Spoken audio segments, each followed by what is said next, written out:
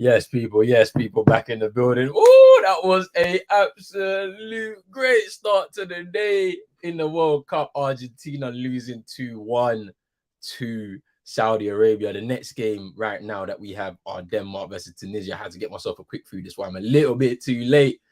The game is about to kick off very soon. They're doing the national anthems right now. But make sure you hit that like button, that subscribe button as well. If you're new, hit the notification bell.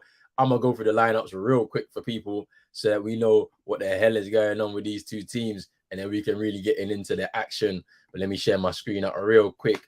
So for Denmark, they've got Kasper Schmeichel in goal. They've got a back four, I believe it is. Well, no, it's going to be a back five. Or it's a 3-5-2. So three centre halves. Joachim Andersen, Simon Kjær, and Andreas Christensen. And then you've got Myler as one of the fullbacks. Then in midfield, I believe it's Thomas Delaney, Christian Eriksen, and Pierre-Emerick Holberg. Christensen will be the other fullback. Then it's up front will be Skov Olsen and Kasper Dolberg. And then for the Tunisians, you've got Darmen, Montassar, Yassine, Bron.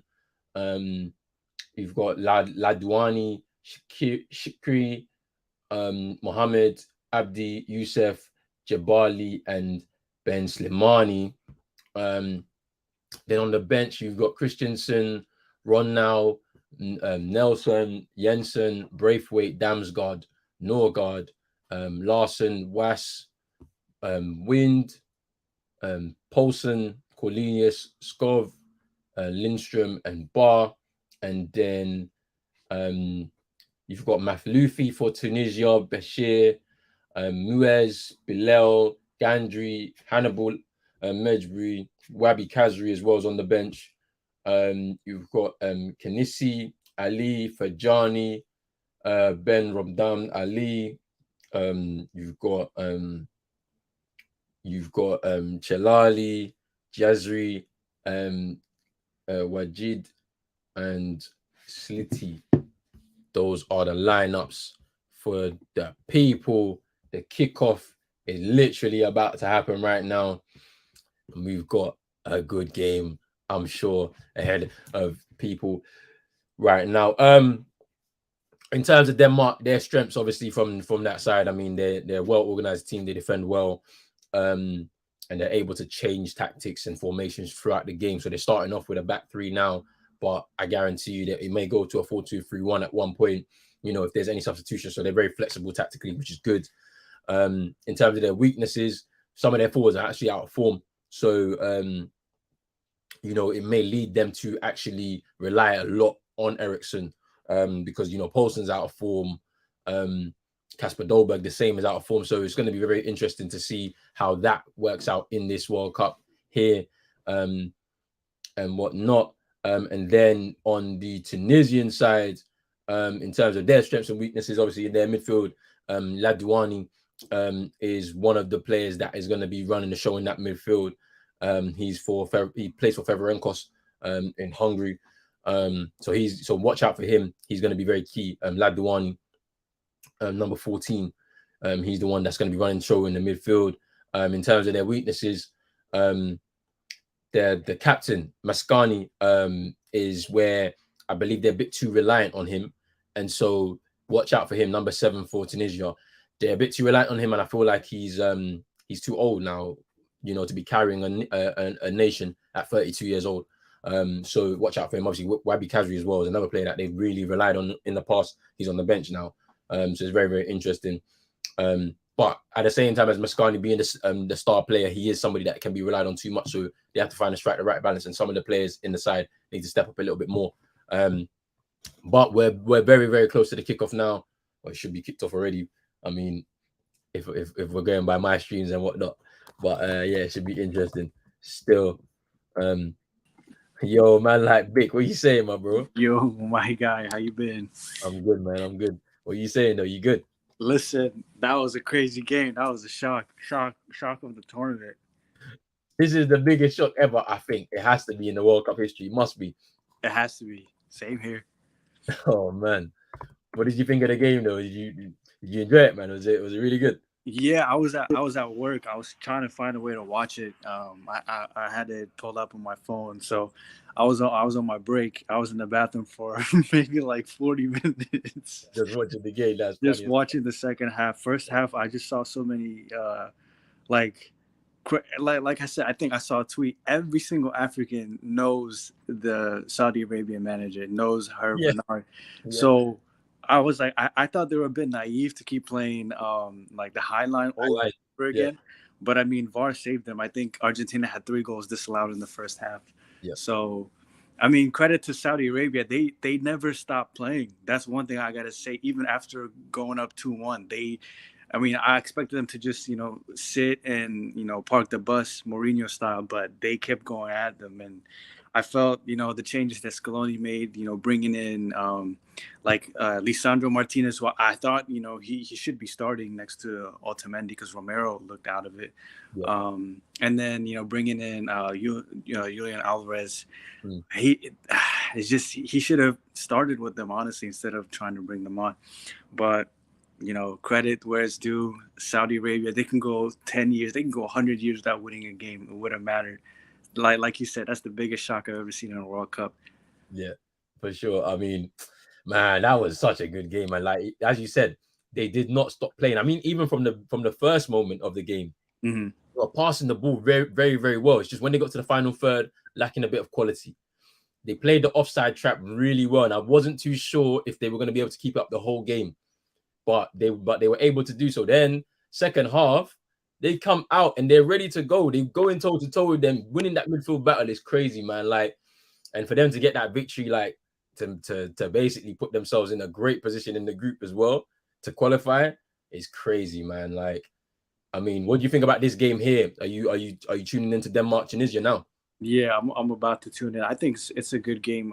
Tunisia in 2018, they were in England's group. They didn't do so well, but I do remember Kazri, who played for Sunderland at one point. Yep. He was doing his thing. So I think he's starting up top today. But Denmark, obviously, you have a lot of Premier League talent. You have Eriksen, Christensen.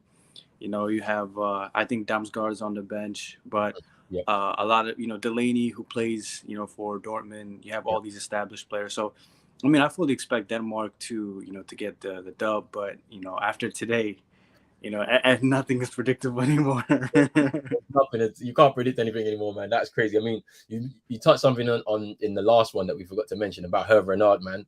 What a legendary manager, man. Like, this guy won back-to-back AFCONs with Zambia, Ivory Coast. Like, he's obviously managed Zambia twice. He's managed Angola as well. He's had a couple of spells in France, didn't really work out for him, and now he's a Saudi Arabia manager. Like, he's known for like taking lesser teams and putting them on that kind of platform. Um, what do you reckon his aims would be for this Saudi Arabia team? Get out of the group and then see what happens. Yeah, absolutely. I think I think he's calmness personified, right? I think the only time I really saw him get really amped up, and credit to him, was after Saudi Arabia took the lead after the scoreline was 2-1. He kept shouting at his players. He kept demanding a lot of them. If it's a misplaced pass, or if one of their players is not showing wide, or they're not their position wrong, he kept instilling that mentality in them that all it takes for Argentina is one chance and they could easily pull it back. I remember watching the game and saying like, okay, it's 2-1, but I felt like Saudi Arabia got the lead too early in the second half, where it gave Argentina at like maybe about 40 minutes or like 30 minutes to not only find the equalizer, but even in another day they could have easily won the game. So I thought his mentality, his the way he kept demanding a lot from his players. Mm. You see that famous clip of Hansi Flick. They're up. Barca's losing like 8-2 to Bayern, and he's showing no emotion. Mm. There's a clip of Xavi. They were winning like 4-0, and he's still demanding a lot out of them. Carlos Puyol was a player just like that.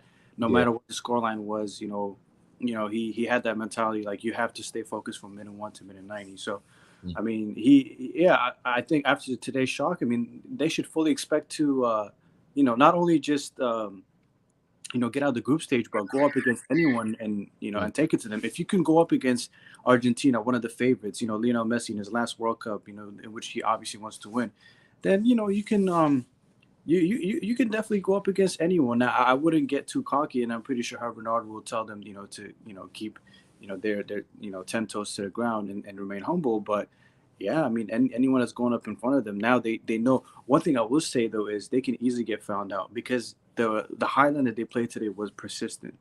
So if imagine if VAR wasn't in play, or if the Argentina forwards, they kept themselves just that little bit of discipline they needed to time their runs, they could easily been down 3-0. So I think next game we can either see that, or we can see Saudi Arabia, despite of any attack that they may face, or even if they play high line, they're gonna go at the team that, because at the end of the day you can only beat the team that's in front of you. Yep. So I expect them to to aim at least to get out the group, possibly with Argentina. I mean, who knows now? Mm. But to be fair, Argentina did also have a sloppy start. I remember they only picked up 1 point from 2 games the last World Cup cycle. They ended up losing to Croatia 3-0. Yep. The first game they ended up tying to Iceland. I think Messi missed a penalty, if I'm not mistaken, that game. So Argentina do have that recent history of starting slow and then building their way up. But at the end of the day, I mean, the sky's the limit for them now. Like I said, they can go years without winning a single game, and they'll still remember for what they did today. Yeah. I mean, the game has started now in with Denmark and Tunisia. Tunisia look up for it. Like they are really, really pressing high up the pitch, not allowing the Denmark players to play out from the back, which is interesting. It's unsettling them a little bit. Um, Give me your score prediction in this game. What do you think is gonna happen? I will go. I'll be modest. 2-1 Denmark. Um, I think Tunisia will give them a good game, and rightly so. I think the only game so far that's been a bit boring was probably yesterday, the game between Senegal and Netherlands. I Mm. believe if Senegal had Sadio Mane, obviously they would have pulled. I would at least put one of the chances away that they had. Yep. Edouard Mendy, we'll leave that for another day, 2 mistakes. But I think that was the only game that was a bit boring. I think every other game has been really good. England, solid win. I think the first game also Ecuador, they had a really good game. They also had a VAR goal disallowed, but still maintained their head. So yeah, I think Denmark will take it. Obviously, as United fans, we want to see Ericsson doing well. Also, the last time he was in a major tournament, we see what happened, with the condition, and for him to even recover and still play football level and play in another World Cup, that in itself is great to see. But I think Mm. Denmark should, and I want to be cautious because, like I said, you can't predict anything anymore. But you asked me for my prediction. I think Denmark can take it 2-1 over Tunisia. Cool. Cool. Cool. I mean, I'm looking forward to this game, man, because we get to see more Africans compete again, and then against a Denmark side who I think have now taken over from Turkey from in terms of becoming a dark horse of the tournament. Now everybody's Mhm. now looking at them to try and cause a shock somewhere. Obviously, got to the semi-finals of the Euros last year, only losing to England very narrowly. A late penalty, Raheem Sterling going down a bit too easy, I think, in that game. But they played really well in that on that day, especially after overcoming the kind of shock of Ericsson's kind of incident during the tournament as well. So they did really well, and obviously it's great to see Ericsson back here at a major tournament only a year afterwards as well, which is remarkable too. So we thank God for that. Absolutely. Um, but yeah, like this is gonna be another interesting game. I can't really call it, to be honest with you. After just this morning, I just can't call the games anymore. I really can't Yeah. because I feel like with this World Cup specifically, it's just the quality is just going to be a lot better just Yeah. because we're not dealing with players having played full 9-month seasons and then having to play a tournament straight after that, tired bodies, fatigue, all of these types of things playing on themselves. And whereas now you're right in the middle of a season, players have just started the season, so they're not tired, like they've been managed. Most players have been managed pretty well, and they're really on form. So we're gonna see a lot of goals. We're gonna see wonderful play. So that's why I just can't call it now. I really can't. Yeah. So let's see what happens here. Yeah. One thing that I picked up on is, but I think besides England yesterday against Iran, I think every single game has been close. Like no team really, took the edge. And the only you see the Ecuador game, and the Qatar goalkeeper making mistakes. Same thing happened with Senegal yesterday Mm. and Netherlands. But besides England, Iran, I think every game has been, like you mentioned, unpredictable. Yesterday, USA against Wales. What a game, especially the second half. I think Wales, as soon as they took off Dan James and brought in Moore, yeah, they looked a completely different team. And it's funny because I think everyone who knows football knows Gareth Bale was getting ready to unleash one of the greatest World Cup goals, and then his club teammate Kellen Acosta just had to foul him.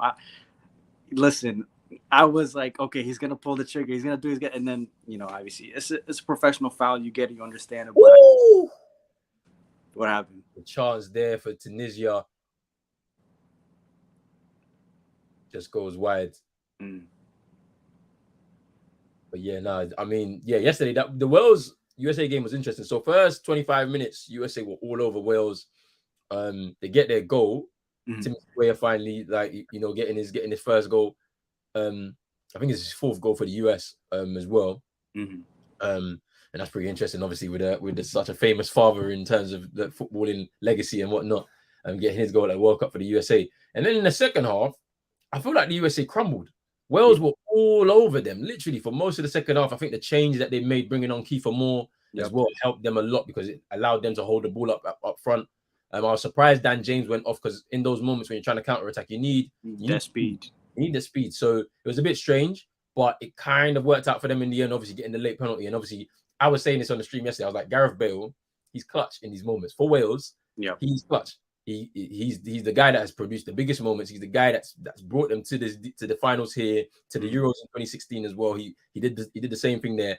So as much as his game has declined a lot over the years, and obviously he's getting older now, he can still produce that one moment of brilliance for his country anyway. That will potentially put them in a good position. I mean, it's going to be very interesting because I feel like England played Wales last. I think it's their final group game. They do. So that's going to be interesting to see as well. But yeah, like I'm pretty impressed with what I've seen so far in the World Cup. I mean, Qatar didn't impress me, and I'm not surprised at that. However, you would expect a little bit more from a home nation with a lot to prove, because obviously there's been a lot of talk about the tournament being staged in the country. You would hope that the football team would at least ease that kind of talk with their performance on the pitch, and it just didn't materialize. Let's hope that in their second group game, which is no easy feat, of course, because I believe they're playing the Netherlands. I believe, yeah. So that's no easy feat to go against one of the top sides like that and perform well. So we'll see how they can react, honestly. Yeah, see, you mentioned that though, and I was a bit surprised because Qatar got invited to the Gold Cup a couple years back, and they actually did pretty well, and they ended up also winning the I believe the AFC Asian Cup. I'm not sure which year it was, but they ended up winning it. 2019. 2019. Yeah, the way they played too was very impressive, but yeah, you can say maybe jitters, because I mean that's the first time a host nation has ever lost their opening match. So maybe jitters or nervousness or anything. But yeah, it's now. See, I was happy because I got Ecuador in the sweepstakes with. Yeah. So I was like, okay, you know what? I still have my Ecuador shirt. I'm wearing it right now. But yeah, I think.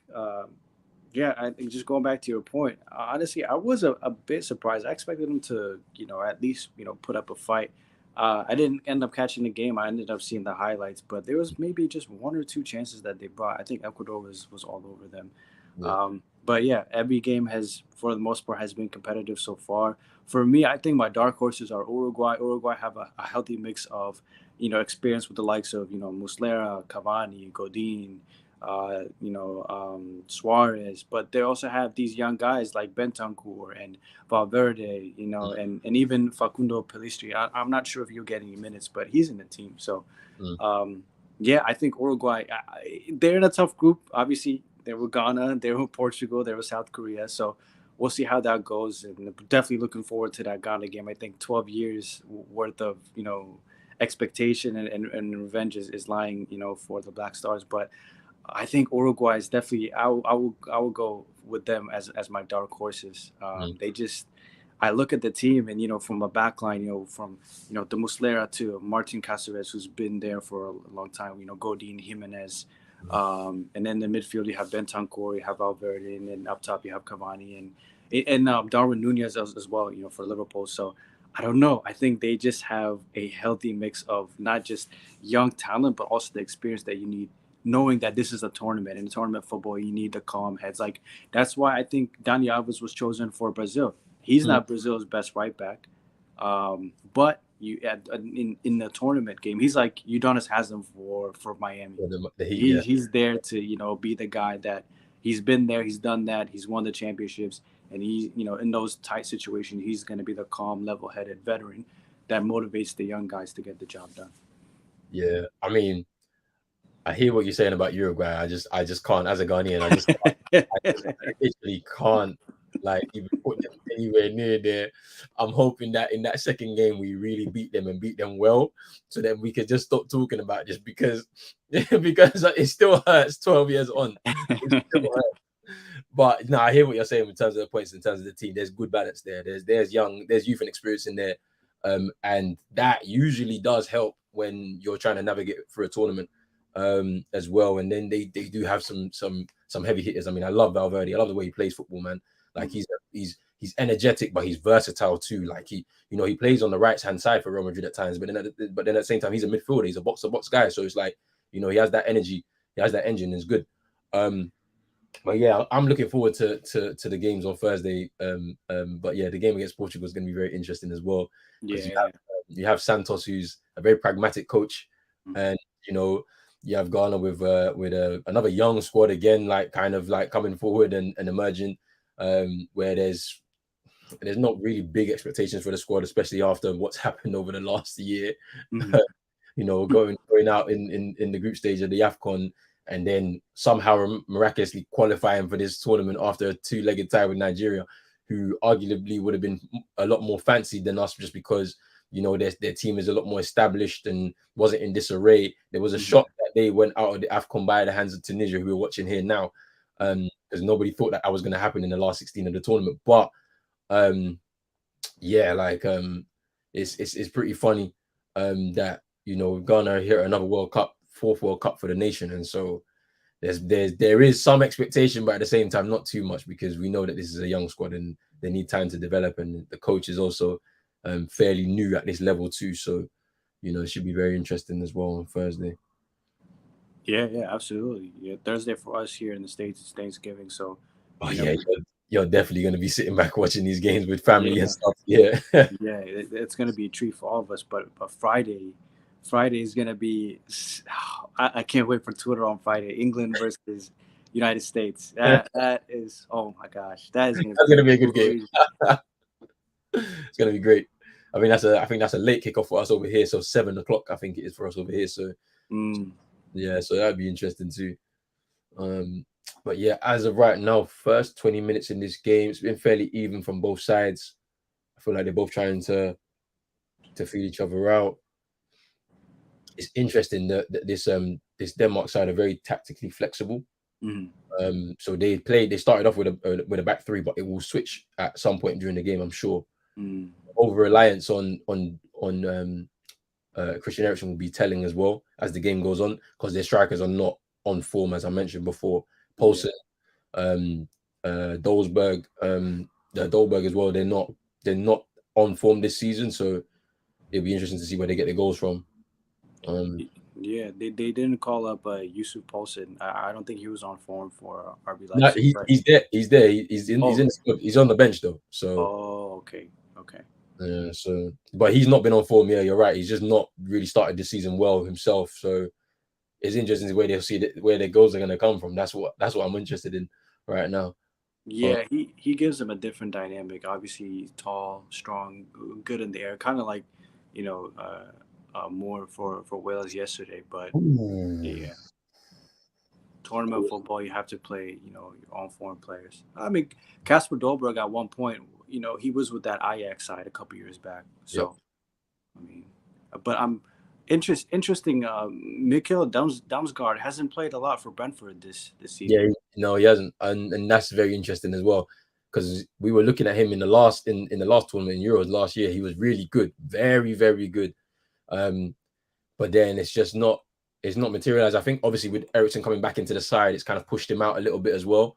So you could say that as well. I mean, I don't know if they can perform together, but Damsgaard really took a real starting role when Ericsson actually departed from the squad in the Euros. So it's pretty interesting how that dynamic has gone. But big up now in here, big up to Kendor as well. ITV Hub is working. Yeah, cool. So you're watching the game. That's good. Big up Wow Factor. Let's talk about Saudi. We didn't get to speak. That was a great game. They had a great performance. I mean, let me know your thoughts, Wow Factor, man. That was crazy, man. That's as I said, it's the biggest World Cup shock ever. I can't name any other game. This is the 6th World Cup I'm watching now. Anybody who's older than me that can provide me with a shock, I doubt there would be any, to be fair, because this is the most shocking result ever. It has to be. Yeah. I mean, I know Argentina are not some of the great sides that we've seen in previous years. Like Messi is basically their best player still at 34, 35 years old. But I've just never seen anything like this. Honestly, I'm not. Yeah. Mind you, I mean, for me, it's two things. One, I do remember 2002, the World Cup. That was the first one I remember watching. And that year, Germany had beat them 8-0 I know, yeah. group. Yeah, I watched that game. I remember that like very vividly. I was at my uncle's house at barbecue and we was chilling in the summer watching the game. And I mentioned it in the previous stream that yeah, Saudi Arabia have been to many World Cups to be fair to them. And that was one of the performances that I do remember standing out. Germany with that really great German side there who were unlucky to not win that World Cup that year after losing to Brazil in the final, but they beat Saudi Arabia 8-0. So yeah. But yeah, Wow Factor, yeah, Bick is in America Yep. right now. Big up Drizzy as well. Viva Saudi Arabia, Messi is a fraud. Big up Drizzy, man. Argentina didn't learn from Mbappe killing them. Yeah, true. Facts. Very true. And it should have been PSG versus Saudi. Oh man. Right, this game. Let's see how this game's gonna go. Are you watching the game though, Vic? Right now? You got on TV? The TV is actually in the other room. I might have to sign off. I just got back from work. Like I said, I was watching the Saudi Arabia. Oh! And it's a goal. And it's a goal offside. Oh, offside, yeah. Tunisia thought they scored there, but it's offside. Okay. It's offside. Yeah. I might have to check back in the second half, but I got to get some rest. I just got back from overnight work. Right, cool. You get some rest. See if you can join us for the. We got 2 more games after this one anyway. So yeah, definitely. So see if you can join us for those, isn't it? Sounds good. Yeah, Roland. Thank you so much. I'll talk to you again soon. All right, yeah, and I'm gonna hit you up as well over the shirts. I'm gonna try and put together the content what you need. Oh yeah, absolutely, yeah. Just like I said, small clip of you talking about it, and then at the end, if you want to take a picture, if you have the jerseys, if not, it's cool. Something, but appreciate it. Keep doing your thing, brother. I'll talk to you soon. All right, peace, man. All right. Man, like Bick as well, man. Make sure you go follow him on Raw Football Talk. If you saw that app there, make sure you go follow him on that. Give him some love as well, man. He's doing some content for the World Cup. I'm gonna also do some content for him as well to throw up on his page and that. But yeah, Wow Factor, your thoughts was that it was a fantastic game by Saudi. Congrats to them on a big achievement. Now all they need to do is draw with Poland or Mexico, and they're basically through. Yeah, you're right. You're right. But let's get back to this game here, man. Denmark are struggling a little bit. Christensen, the wing back, fouling Laudouani. I mean, it is a foul. It is a yellow card as well, man. Can't lie about that. But let's see.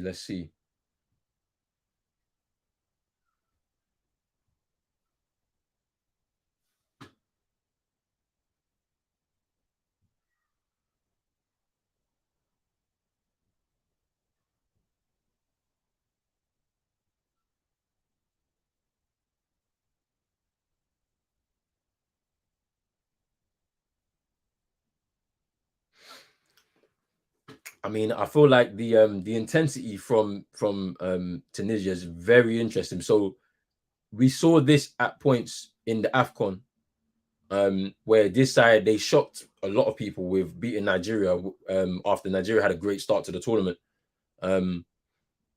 And you know, their intensity was very, very good. I mean, we saw them in I believe it was the quarterfinal against Burkina Faso, where they lost, but they took them all the way to extra time. So, you know, this side is very energetic. You can see the way they're bright with the press. Look at the way they're running right now. Christensen is not like, look at Ben Slimani just chasing him down.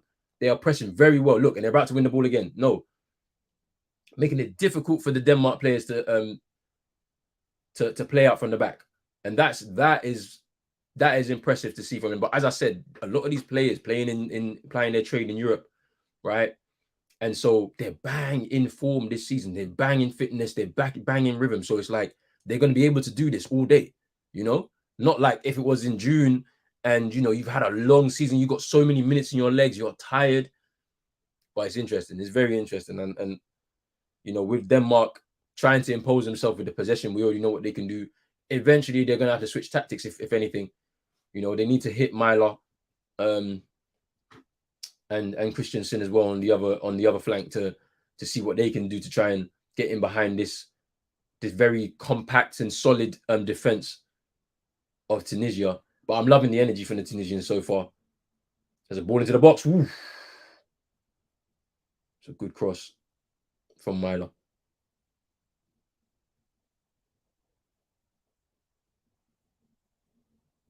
Ladouani, the powerhouse in midfield for the Tunisians, is going to be doing what he needs to do. Certain man's goals only impact the game when it was a penalty. That fan base is on live support. It 100% is, but we have to enjoy the two of them whilst they're still here, both Ronaldo and Messi. Because when they go, you lot are going to be crying, talking about there's no quality in football anymore. Tunisia trying to do a Saudi as well, saying why not us as well. Trust me. But Tunisia are different kettle of fish. I'll tell you that. They don't have much history in World Cup. You know, they're AFCON winner 2004. But yeah, they don't write them off either, man. They're not the same level as a Saudi, for example. They're a tough side to beat as well. You know, they've not been like smacked about in a World Cup before. No, the World Cups they've been in, they've done fairly well for what you can consider that this is a group that they could emerge from. If they get this game right, they can emerge from this group, really and truly. So they just need to get this game right, and we'll see what happens still.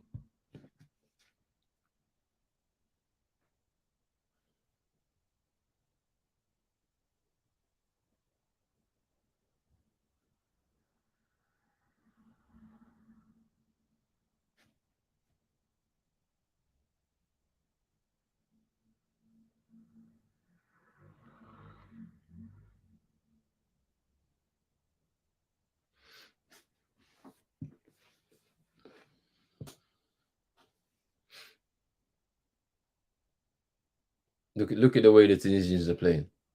Look at the way they just played out there. Quick triangle and they're out.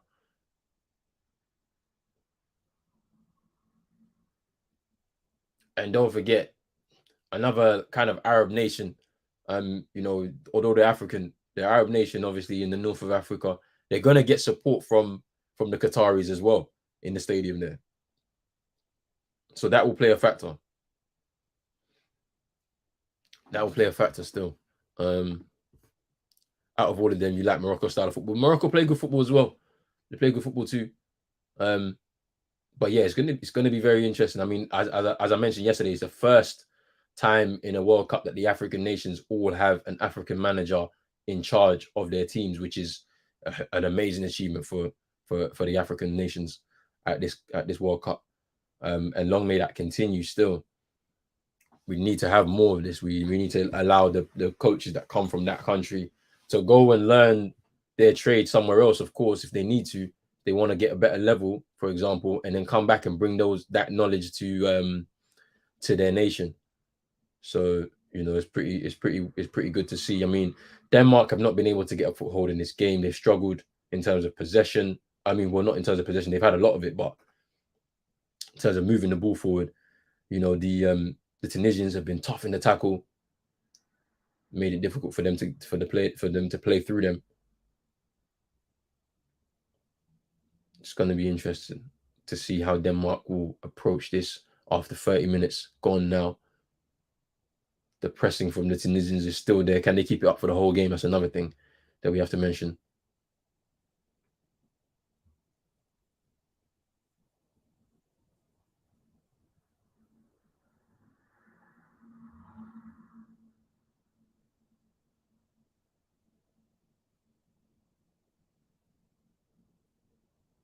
Oh, there's a ball in behind. Ooh.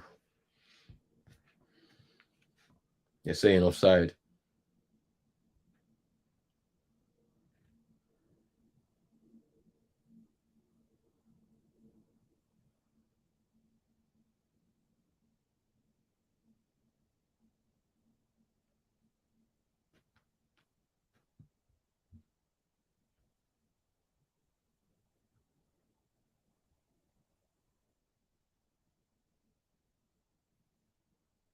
Ericsson with a corner.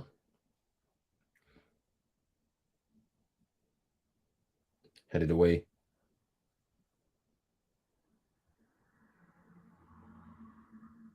It's Dolberg. Did well there. Crossed by Ericsson. Headed away.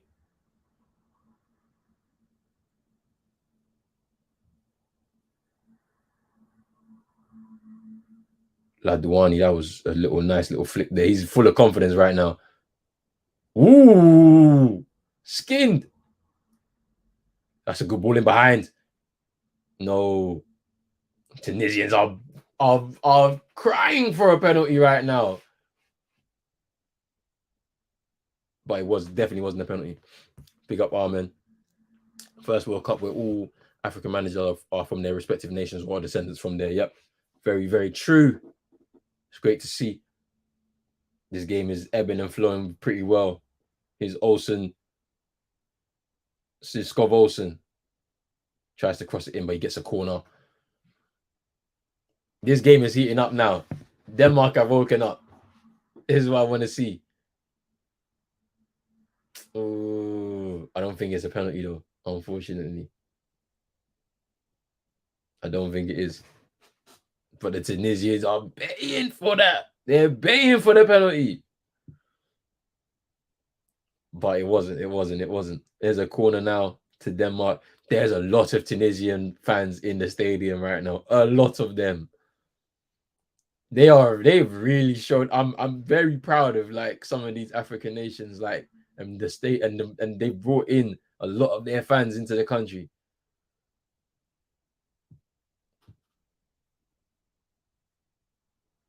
Shot by Holberg. Ooh.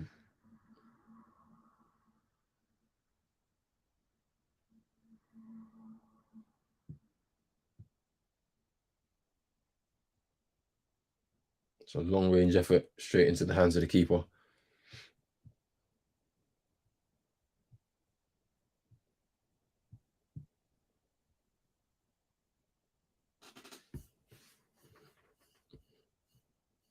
No. No, there's a lot of them in there. I'm not saying it's all of them, but there's a lot of them there. Behind the goal, behind the Tunisian goal, there's a lot of Tunisian fans there. Of course, they both wear this, they both have the same colors in that. I can see the Denmark fans on the other side. Then yeah, that might be true though. That might be true too. That you're definitely right. That might be true as well still. That might be true still. I can see some Denmark like dotted around in the crowd and stuff. Ghana are not gonna. We ain't gonna have that, man. No. Ghana have the supporters team, bro. They would have paid for them. The government would have paid for them to go out to Qatar. So that one I know. I don't know about Cameroon though. Even though I did see a video with the Cameroon fans though. So they're there. They're there. Not many of us, but they're there.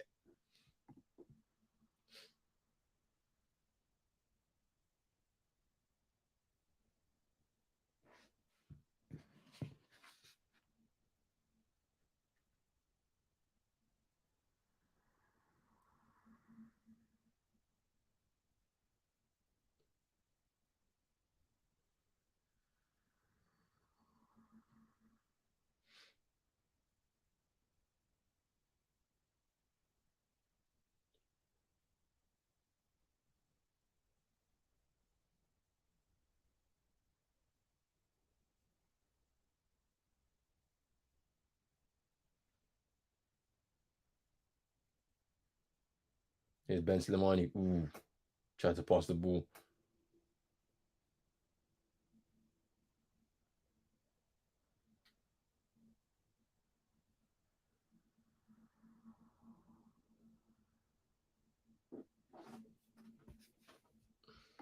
You're gonna turn up with people looking like that. England don't even spit on his face. No way, fam. If that's the case, man, we gotta end it.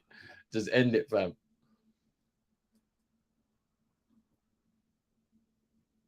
Disband the supporters group, fam. You have to. It's very expensive to stay in Doha. I can't see Tunisia paying for 100,000 fans for 3 weeks in a hotel when their economy's in trouble. I could be wrong. I mean, I don't know if that, to be fair, I don't think it, because 100,000 fans is a bit too much, bro. Like, I don't even know how much this stadium holds anyway. But yeah, you're right. There could be Qatar people like just supporting, or don't forget there's people, there's Tunisians all over the world. I'm sure, like, that just live in certain places. Isn't it? Like, they may have come through. I know there would have been there's tons of them in France for sure that may have came through. Um, Definitely the government would have paid for some to join. That one for sure. I'm not gonna say 100,000 though, but I don't know. They could have paid for maybe 10,000, maybe. You never know. Here's Hoiberg, Dolberg,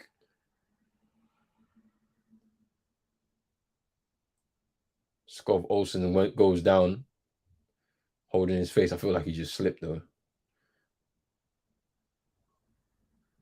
Ben Slimani.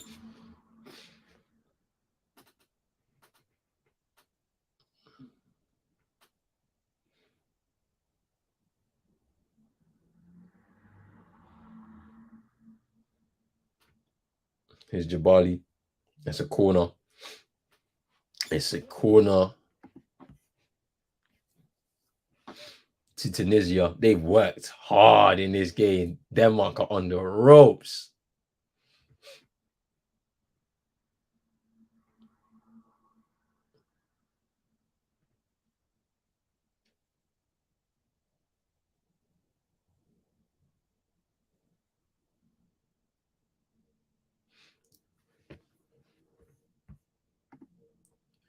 Yeah, I'm waiting to see that. I doubt it. I forgot. I don't think that's gonna happen. But I'm not saying we're not gonna fill the stadium for sure. Like, that one, I know for sure. We're not gonna fill the stadium. There will be a lot of Ghanaian fans there, and they'll be paid their travel there and everything be paid by the government. That's calm. There'll be some like Ghanaians that live in the US. Ooh, there was a chance there for Ladwani. There'll be Ghanaians that live in the US. Some may live here in the UK. Some may live in Germany, France, that would have paid their own way to go to Qatar for however long. That one I know for sure too. Those that live and work in Canada and stuff. You know, that one for sure.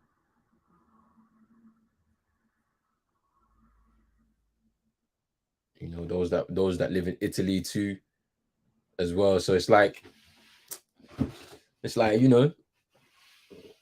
I can speak from a Ghanaian perspective just because I just know how it works in terms of like when we go to major tournaments and the people that turn up.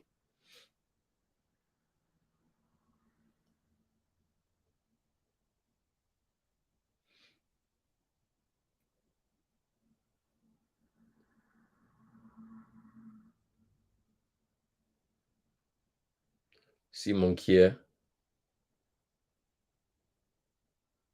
Christensen,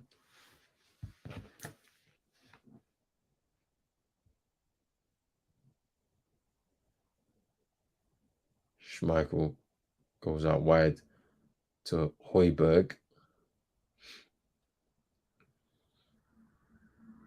and that's a goal kick there.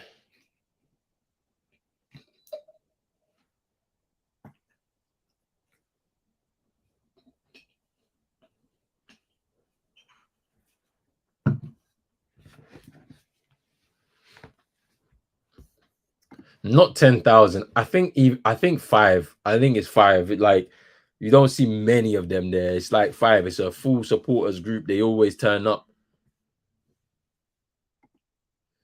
Yeah, yeah, no, yeah, 100 is way more expensive than just like like London and stuff like that in Doha. Places like that in the Middle East is very expensive because they've invested so much into infrastructure and like tourist attractions. Um, that they have no choice but to make everything like super expensive. You know what I'm saying? To just try and even recoup that money back, type of thing. Delaney's down. Hoiberg is also gone down, thinking he was fouled by Ladouani. He's been pushed over for sure, but I don't think it's a penalty though. And Thomas Delaney's now injured his hamstring.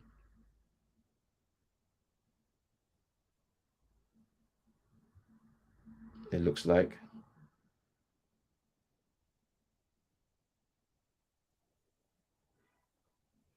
Very experienced Thomas Delaney there. He's up now, but he should be all right.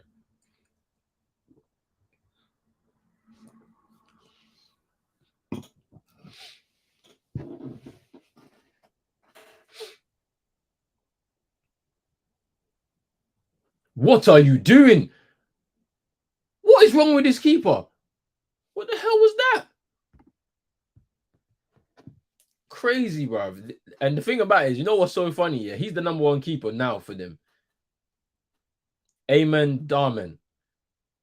Maflufi is the actual Oh, Jabri!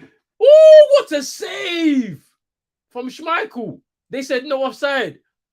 Oh,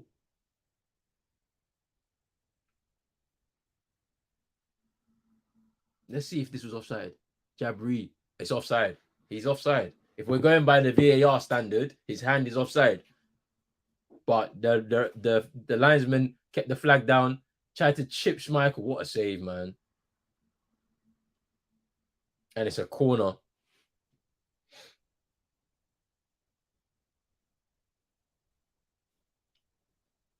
Hopefully the half time the added time is not like 9 minutes or something. I don't think there's been any stoppages really.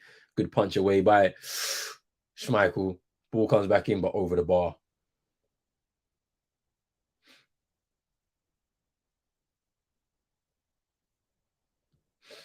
This has been a very good first half from Tunisia, I believe. I feel like they've dominated this first half for sure. Denmark have struggled with their intensity, their pressing. You know, they've not been able to really dominate the game in terms of possession. I'm sure the possession stats will say that it's in favor of them. I'm sure of it, but it's not really penetrative possession. You know, his Ladouani. They've not felt comfortable at all, even though they have worked their way back into the game a little bit more, trying to match the intensity and aggressiveness of the Tunisians. To be fair, to try and go toe to toe with them. It has been a bit of an up and down game as well, like on both sides. But yeah, this is interesting.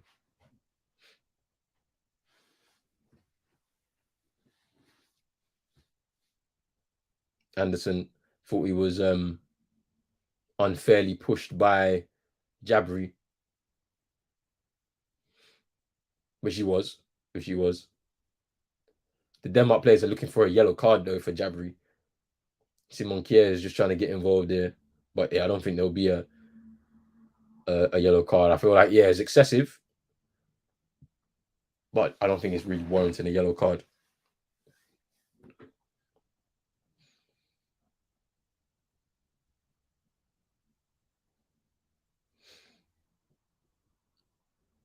There's going to be a change because Delaney is his game is done. He just asked for the ball to just be put out, but no, you might as well just wait till half time. Just relax, bro. Just relax. Just wait till half time. Oh my days, bro. What is wrong with like? Either you're gonna go or you don't, fam. Like now he gets up. He can't. He says he can't do it. He wants to go. Referee says go. They have to just wait. Thomas Delaney, unfortunately, is going to have to depart from the game. It looks like it's a bad one. It's probably his last World Cup as well. The way it's looking for him. His hamstring is gone because he was holding on to it. His hamstring is gone. He felt something. You can see in the replay. He's not happy at all.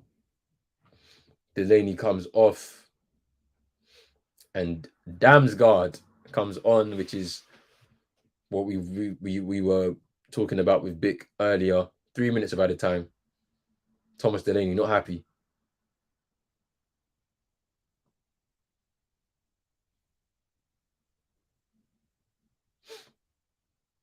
Why did they say 4 minutes of additional time, then 3 minutes up there? What's going on here? Okay, it's 4 minutes.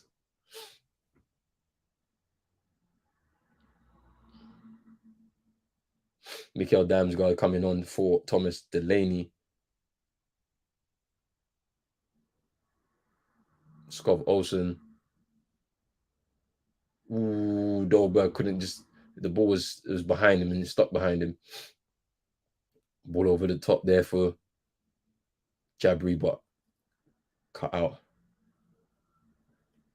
by Anderson. Is Kier Schmeichel with the ball forward.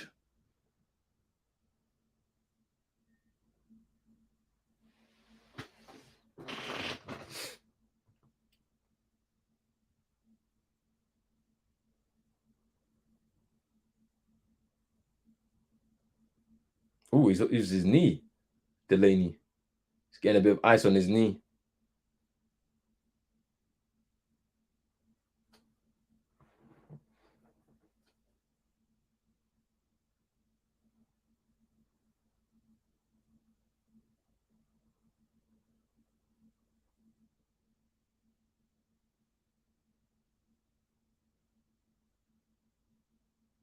Skov Olsen. Good tackle.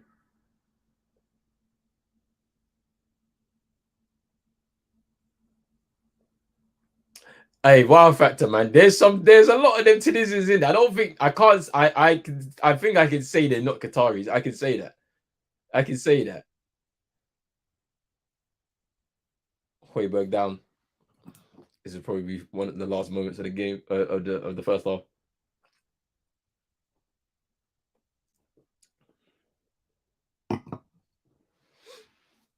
Be a free kick to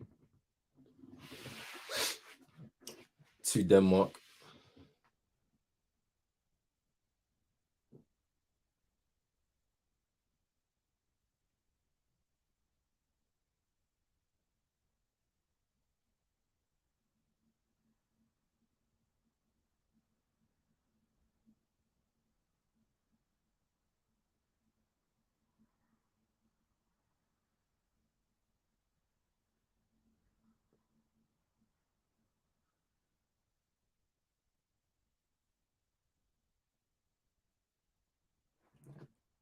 Eriksson to take this free kick. There's a lot of Denmark fans there waiting for the incoming free kick. Good free kick, but headed away.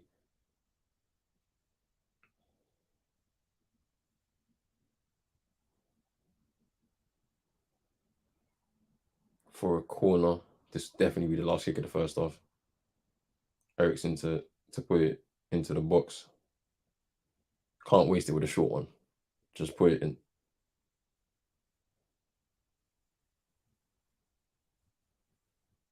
And that is going out for a throw-in.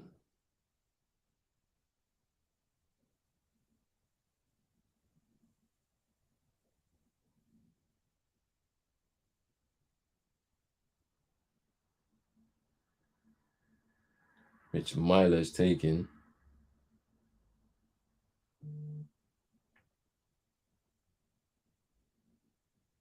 And that's half time. That is half time. 0-0 between Denmark and Tunisia. But it's been a very competitive game so far from both sides. I feel like Tunisia, with their high energy, their pressing from the beginning, has really set the tone for the game. Denmark were very slow in the start of the game, first 20, 25 minutes, pretty slow, trying to be patient with their build-up, but have then realized that they can't really be too slow because the Tunisians will press them. So they started to quicken up their play and move the ball from back to front very quickly. And they've also created some chances for themselves, got themselves a few set pieces and tried to get some chances on goal. It's been a very, very good first half competitive game of football, but no goals just yet. I'll be back in a few moments, people. Just bear with me, but big up to everybody who's been tuning in so far.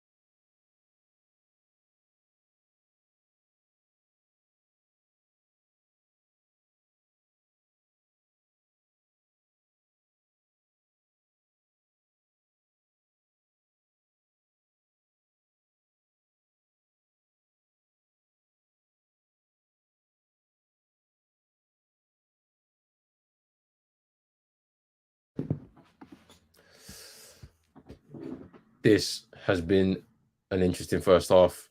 Let me know your thoughts in the chat.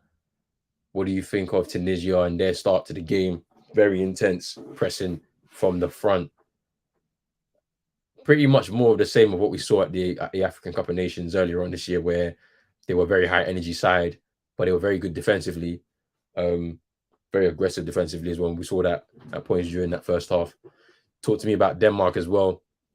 Last year in the Euros, got to the semi-final, pretty much shocked everybody.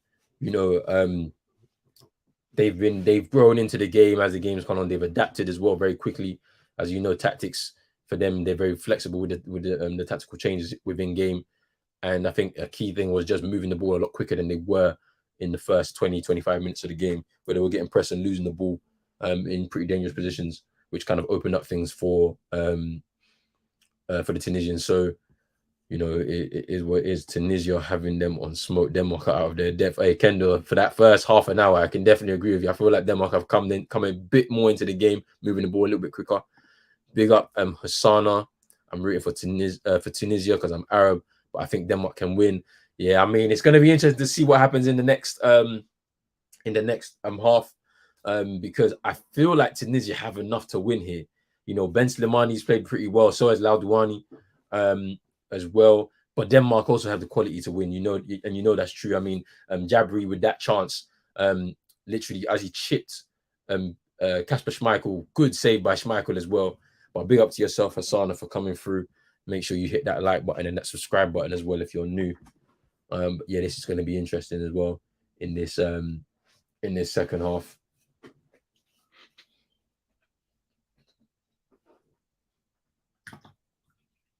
But yeah, I've thoroughly enjoyed I thoroughly enjoyed Tunisia and the way they've played in this first half.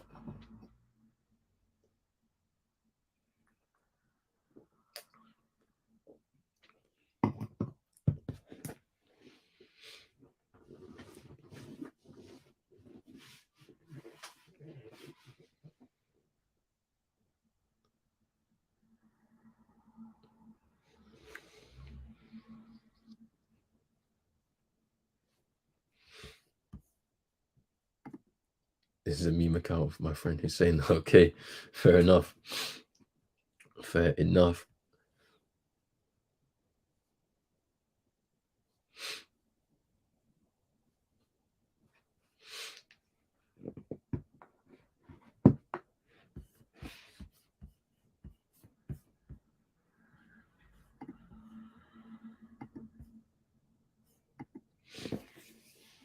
This Schmeichel save was a good one though, but it was their chance to score. They thought it was offside. I feel like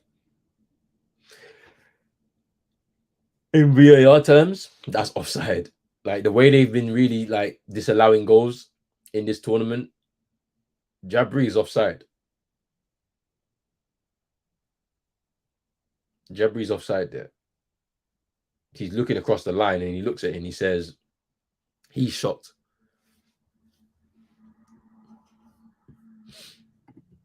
Iran's goalkeeper was trash. It wasn't like he was trying to block the ball. You know what? Like that might have been a turning point in the game a little bit, you know. Losing your first choice keeper as well isn't always good. It might have been, to be fair, but England played really well, to be fair. Really well.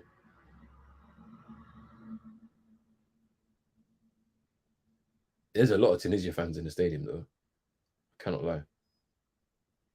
They had a lot of chances in that first half. I feel like they were unlucky not to get a goal, to be fair, Tunisia, and take the lead in this first half. So we'll see how that translates into the second half.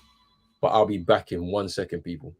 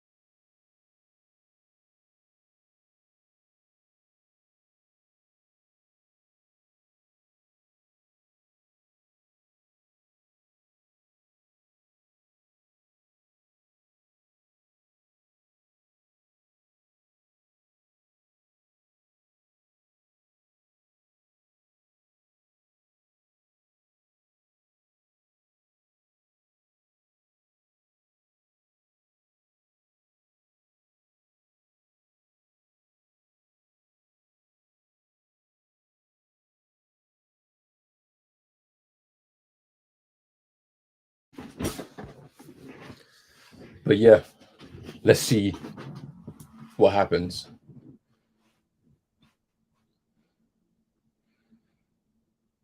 In this second half.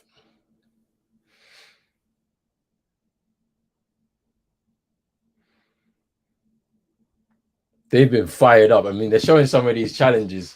They've been fired up. It's crazy.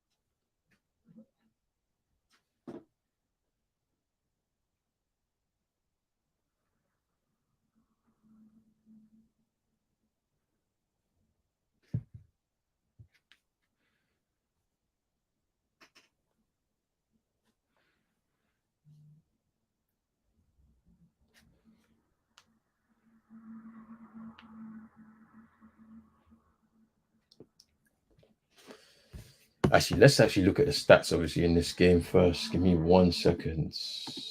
I'm just gonna check out these stats real quick, just so we get a rundown of the second half, the first half. So possession actually in favor of Tunisia, if I'm right. Yeah, they had 53% of the possession. Did they? Yeah, they had 53% of the possession. 7 attempts on goal with one on target. That was the Jebri chance. The Jebri chance. 2 shots from Denmark with 2 on target though. Um,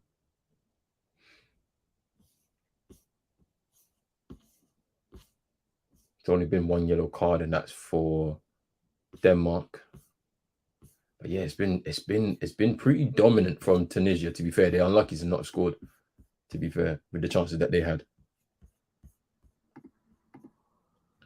But Kendo, you know what it is? I feel like because we're watching it on ITV, you know why? Like they only watch the English, and then they bring in like some of the European like guys. Like, look, De Jong is there, but he doesn't know much about Tunisia, that's for sure. So they won't know much about the African sides at all, really. So, and the quality that some of these sides possess, right? It's like a little bit of research will tell you what these teams are all about, but they hardly do it. And this is why we have problems with the punditry nowadays, because there's not a lot of work done towards researching more about who we're watching. Like, I mean, I'm an amateur at this, right? But I'm not. You know what I'm saying? Like, I'm an amateur doing it in front of you, but I've been doing this like from before, right? And watching, just even watching this Tunisian side, you already know what they offer. Like, they offer high energy, they press, they're aggressive in the tackle, they're defensively sound.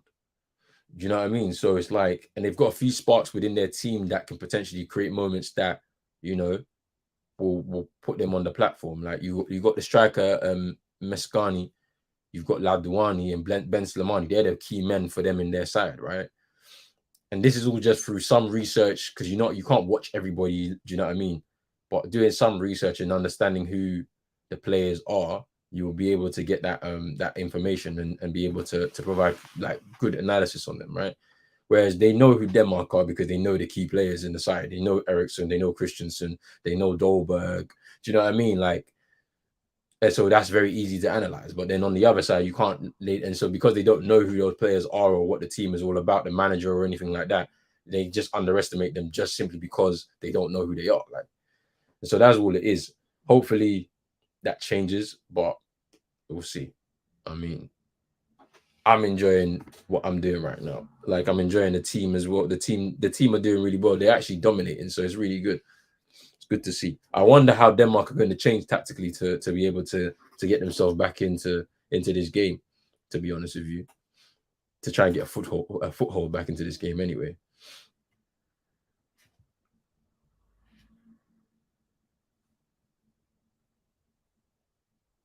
Bro, are KFC the sponsors of the World Cup, fam? Oh no, they're sponsoring ITV, fam. Cause I'm just seeing KFC advert everywhere, bro.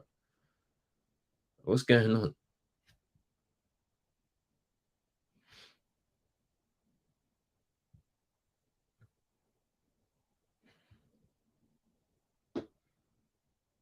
Yo, the Saudi Arabians were gassed. They were gassed. I mean, I understand it, boy. That's the biggest ever win in Saudi Arabian history.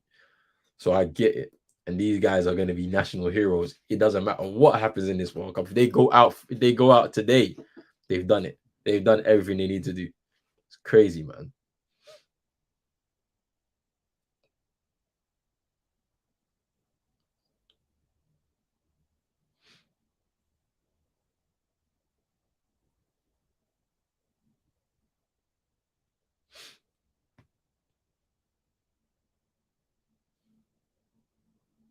Second half has begun now.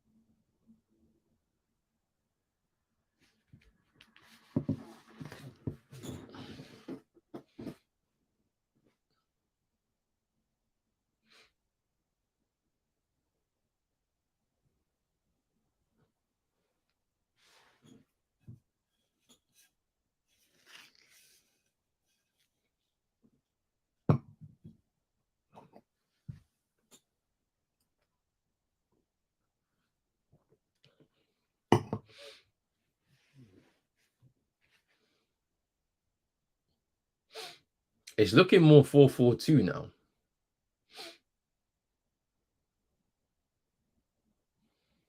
That's the way it's looking.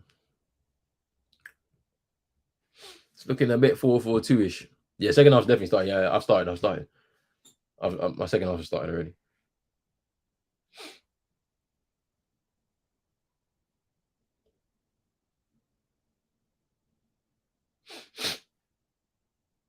There's Ladouani.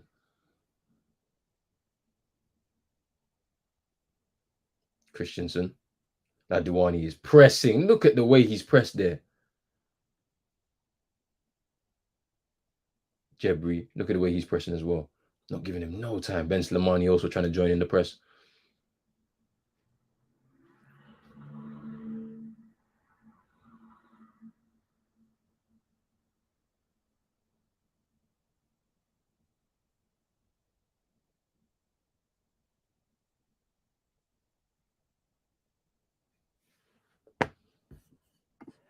Hey, Wild Factor, you know what? Yeah, I did well. I woke up early this morning, had a good night's sleep. Woke up early this morning. You know what I'm saying? Got myself ready, had a breakfast beforehand. Literally after that game, had myself some lunch. After this game, I'm gonna make sure I get a good snack in. Then I'm gonna make sure I make my dinner ready, so that after the France game, it'll be a late dinner. It'll be like 9. It'll be a 9 o'clock, 9:30 dinner, but the food will be ready. You know what I'm saying? So I might snack in between as well. I'll do a couple snacks, you know what I'm saying, after this game, and then a little bit after the next game, which is, I believe, what is the next game? Mexico, Poland. After the next game, I'll have a snack after this game, a snack after the Mexico Poland game, and then have a late dinner when it's after the France Australia game, and we're good. We're good for the night. Good night's sleep. You know what I'm saying? We start again tomorrow. I need to actually schedule those games up, by the way. So it might be a little bit of a late night, to be fair. Whilst I schedule these games up, it shouldn't be too long, to be fair. But I'll make sure I get that done. Maybe during the break, I might just schedule them up. Just be here, just on my laptop, just quickly schedule those up, and then we're ready to go for tomorrow, because we got some good games tomorrow as well. Got some good games for tomorrow as well. So tomorrow we've obviously got Germany and Japan. But no, we got Morocco versus Croatia in the morning, then Germany versus Japan at 1, then Spain versus Costa Rica with the final game, Belgium versus Canada on Wednesday. So it should be really good, man. I can't wait. I cannot wait. Here's Christensen.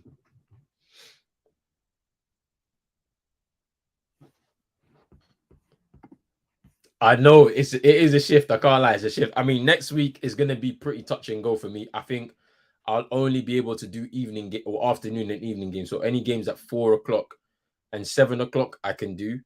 I can't do the morning games if there are scheduled morning games next week, because I'll be back at work. So and maybe some people will be able to help me out and stuff. But yeah, like we've got, yeah, this is the thing. I'll only be able to, like, on Monday, Ghana are playing South Korea, and I'm gonna watch that one. I'm gonna watch that game. I'll only be able to do on Monday the Brazil versus Switzerland and the Portugal Uruguay. I can only watch the Ghana game whilst I'm working, basically. Then on Tuesday, there's 2 games at 3, which I think I'll be able to do those, and I can do the games on at 7. So that's fine. Wednesday, I can do that as well. Wednesday, I can do Thursday, Friday. So Monday is just going to be touch and go, because that's going to be the last set of games that have a 10 o'clock and a 1 o'clock. So I'm going to try and squeeze in the 1 o'clock, because it's South Korea, Ghana. I'm definitely missing the first game, which would be Cameroon, Serbia, which is unfortunate, but But yeah, next week, we back. I'm only going to be missing one game really next week. Let's hope. One game, just one. Just be one game, but every other game will hopefully be on the channel for sure. Big up my guy Santi in the building. What you saying, my bro? What you saying? I hope you're good, man. Hope you're good. Here we go again. And there's a shot there from Dragger. Just goes. I think it took a deflection though. So it's going for a corner. I believe so. Let's have a look. Yeah. Big deflection. Big deflection.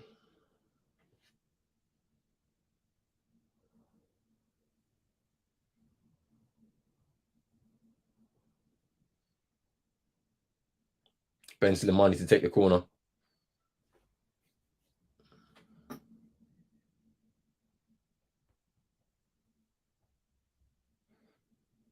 There's a cross. And it goes out for another corner. The Tunisian fans behind the goal are ready to see their side.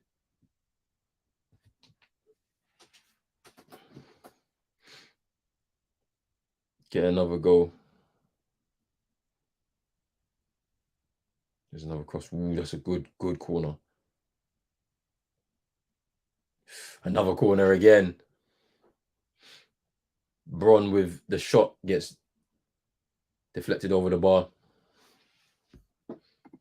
Yeah, it's different because you're watching the Suns and Lakers so very painful 4 hours sleep, then the World Cup. Yeah, that's the thing, man.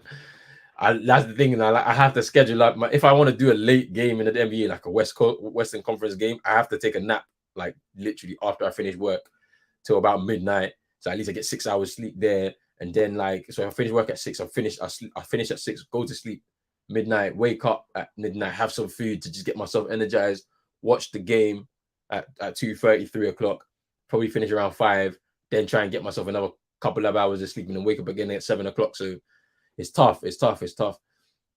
Even with the basketball as well, like there will be a show on Friday after doing 4 streams on Friday. 3 streams on Friday because I don't think I'll be able to do the morning one for sure, which is a shame. So I'm missing a couple of games.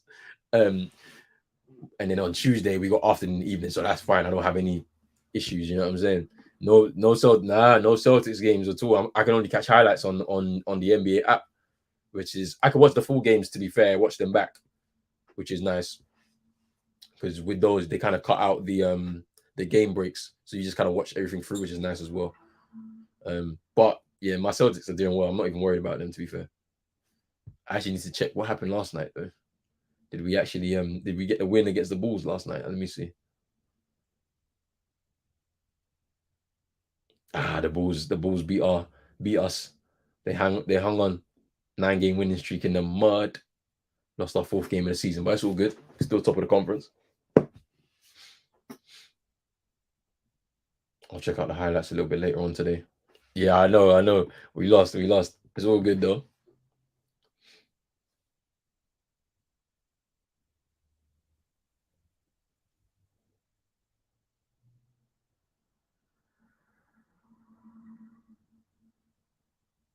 Here's Myler.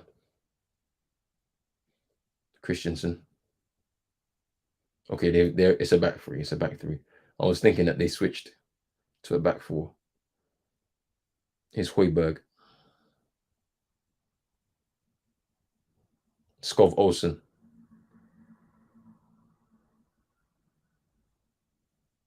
That's offside. That's defo offside. Mylar. Skov Olsen. Offside. Yeah, it was offside. Like I think it was offside off that first one. Yeah, Wow Factor. You're like maybe 20 seconds, 10 seconds ahead of me. Yeah, he's way offside there. That's Damsgaard way offside there. Myler tried to take the shot. Good block. Skov Olsen thought he scored, but nope.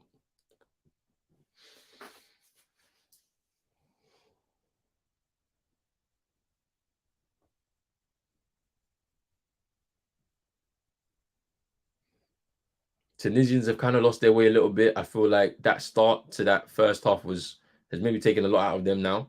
They've slowed down a little bit more. The pressing is not as potent as it was in that first half. You can see Jebri trying to cover the ground as well to just stop Anderson from passing the ball. But yeah, they've now gone back into their shape and they're giving and allowing Denmark to advance with the ball from the back now. Let's see if they can get a second wing to keep up that press. Here's Christensen. Hoiberg. Kier. 56 minutes gone, still 0-0. Damsgaard to Eriksson. Damsgaard nearly gave the ball away there, but he recovers to give it back to Kier. Kier with the long ball forward. towards Myler. It's a bit of a poor first touch. Can he keep it in? Yep, he does. Being trapped by Dragier is Højbjerg. Myler. Damsgaard. Crossed by Damsgaard. Ooh, Dolberg with a header. Good save. Anderson, that's a great ball, and it's a slip by Skov Olsen there. Unlucky. Because that was a great ball by Anderson. Just a little reverse pass to find him. Here's Eriksson.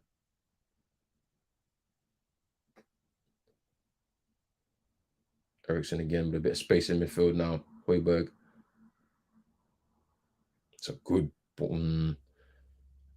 Nice idea.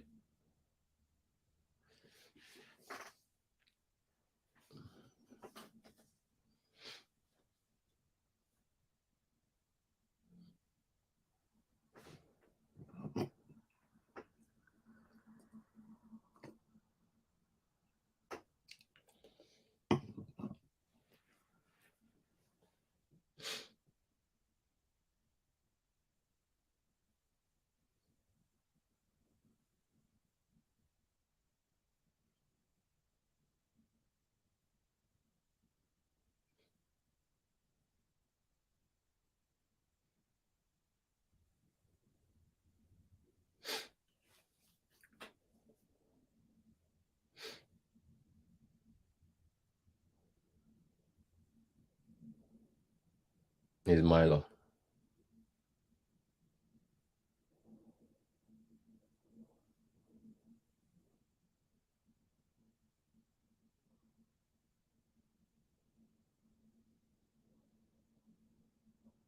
Myler again. Christensen.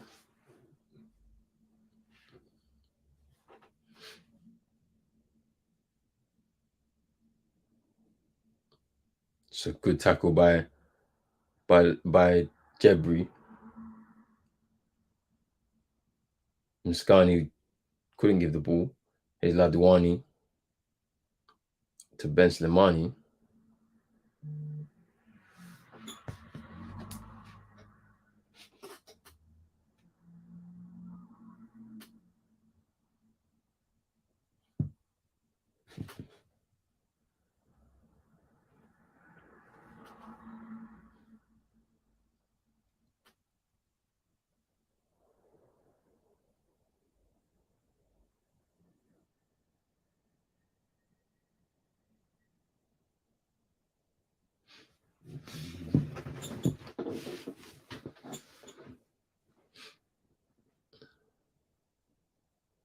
Here's Ladouani.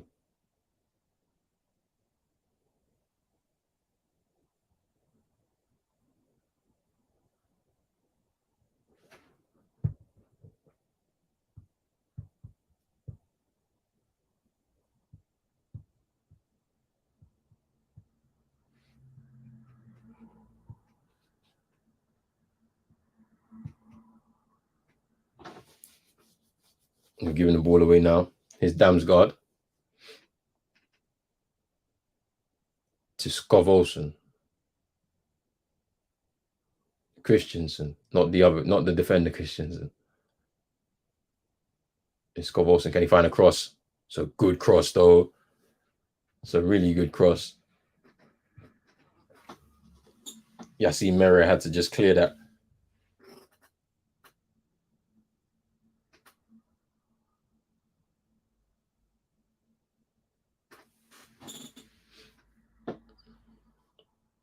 Denmark to take the corner. Denmark have definitely dominated a lot more in this second half. I feel like the Tunisians are a bit tired. That high energy, high press has kind of died down. As I said, I hope they get that second win, but it's died down a lot from the first half. Can they break here though? No, they can't. Good interception by Simon Kier. Here's Abdi. Loses the ball from Anderson. Here's Kier to Eriksson.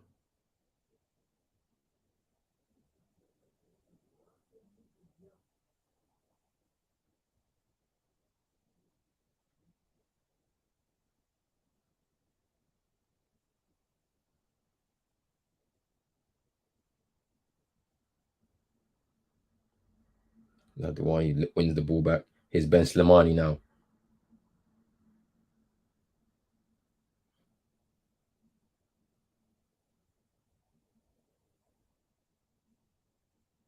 They got to try and get this second wind somehow.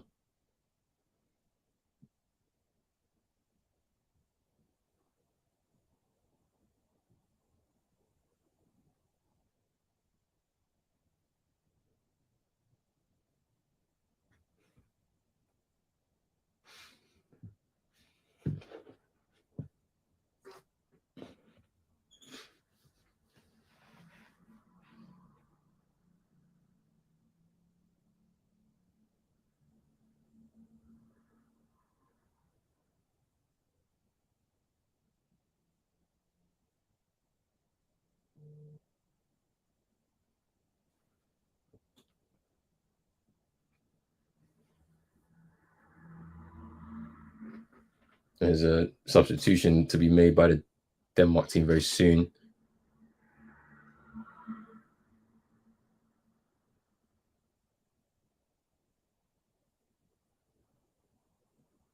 There's Dolberg gets fouled. Yeah, gets fouled. There's an easy foul there. Yassi Merrick whoa, you said he won the ball. Wow. I thought that was a foul. That definitely looked like a foul. Referee waved it on and said he won the ball. His Shekri. Ladouani. Jebri.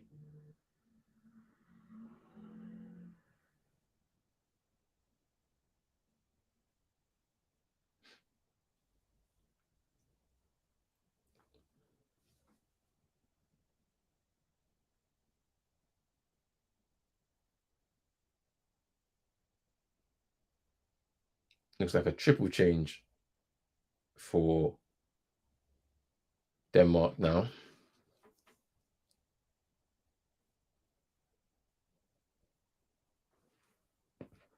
His Mera. His Bron.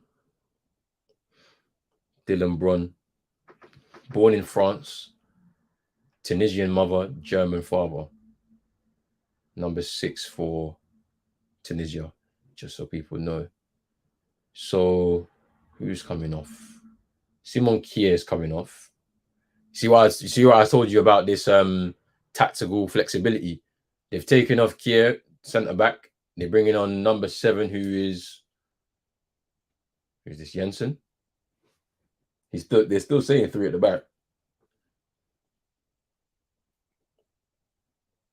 Skov Olsen's come off. I can see Lindstrom has come on. Dolberg has come off as well. And Cornelius has come on. So I don't know. I believe they're still playing with the 3 at the back because when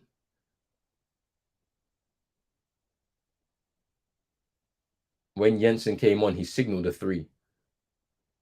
So maybe they're still playing with the 3 at the back. I thought they were going to switch to a back 4.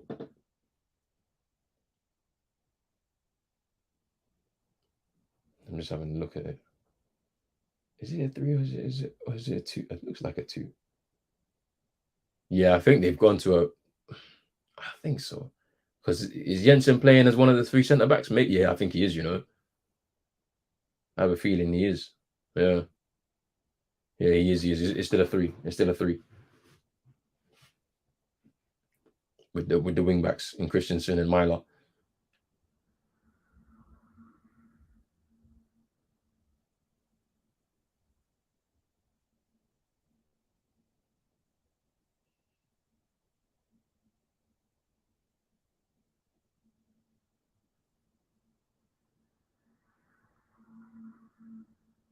Here's Anderson.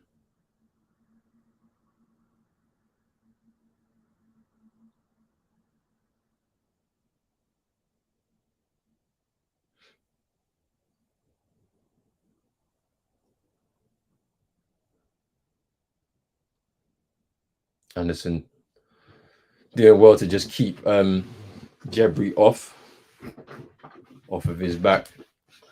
Substitution to be made shortly.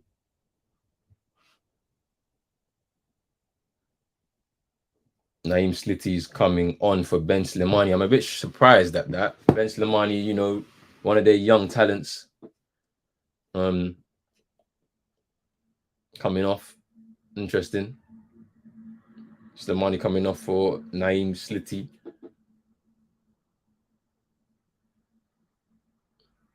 Who's a forward. Trying to go a bit more attacking now. Feel like they got something in this game. Still, I mean, with it still being 0-0. Ladouani being pulled up for handball. He thought he was fouled. Denmark take it quickly. Eriksson. Ooh, maybe a bit too quick there.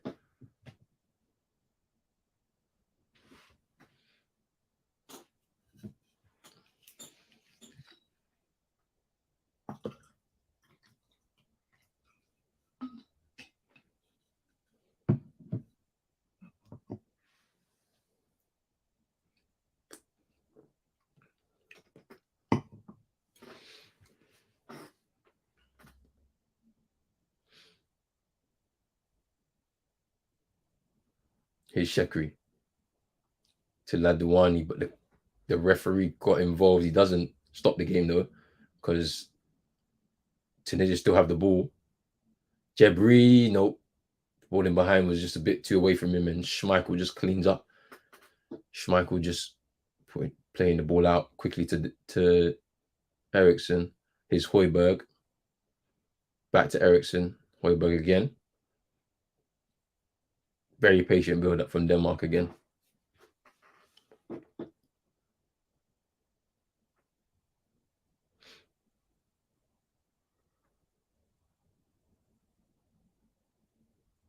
Here's Eriksson now. The space is open up. Takes a shot. Ooh, good save. Good save there. Darman, the number one keeper, with a great save there. He was a bit unsighted, I'm sure. He must have seen it a little bit late. Like,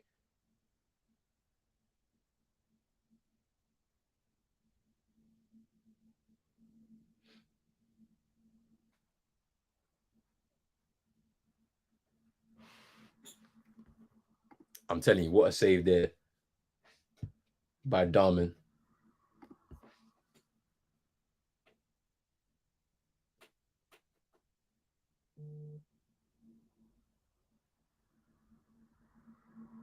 Oh, because how did he not score?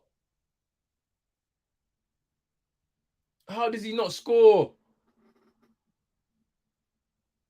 Denmark are definitely trying to get something out of it. I think this was that Cornelius there. Christian, off the post. Wow. That's a big chance. Surely he has to score there. Yeah, Tunisia lucky again. Yeah, surely he has to score there.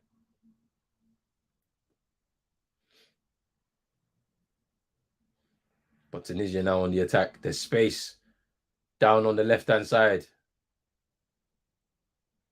Ooh, no, you've taken too many touches there. But it's a corner. Oh, it's handball. Ooh.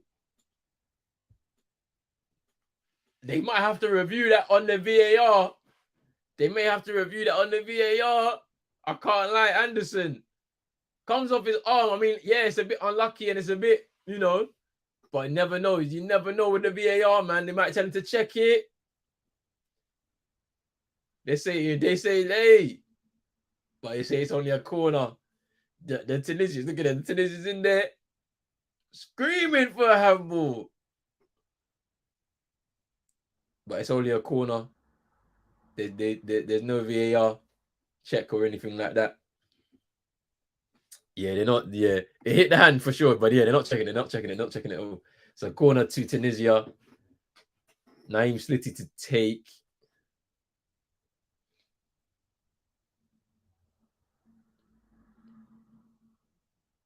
Let's see what they can do from this. Corner comes in, evades everybody, and goes out for a goal kick. This game is hanging in the balance right now. We don't know who is going to take advantage here to get this winner. into the final 20 minutes now, 19 minutes to go, plus added time.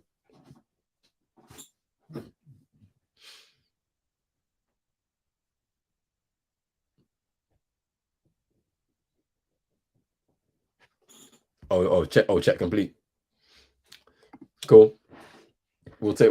I mean, look, it would have been an interesting, an interesting twist to the game, as Denmark are just trying to get their foothold back into the game and do what they need to do.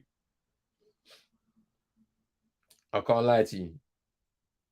That Cornelius chance there. Christensen with the header. Oh, he has to score. He's literally 2 yards out. Literally, he has to score. I think he just didn't want to Ladouani battling against 3 Denmark players there. His Slitty plays the ball forward. His Jebri. Ooh, a bit too much.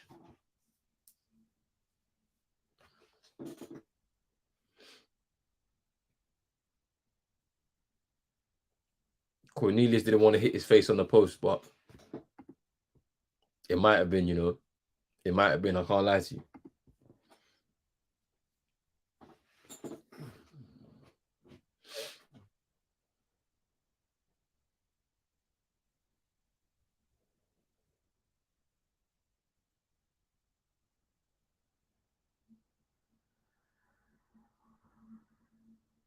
Ooh, that was a good ball in behind. Just a bit too much on it. Schmeichel gathers. Denmark coaches are frustrated on the bench there.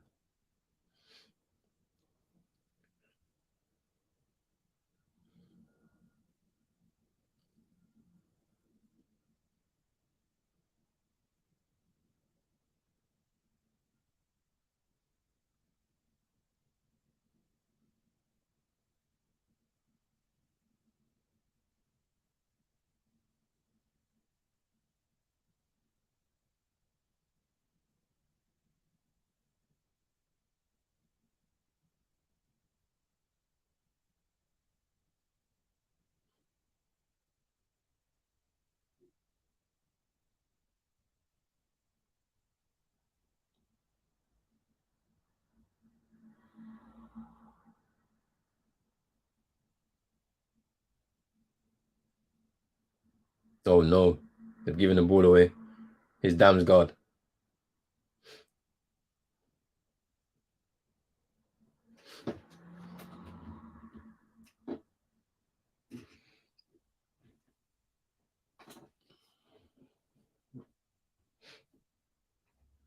Jensen. Anderson.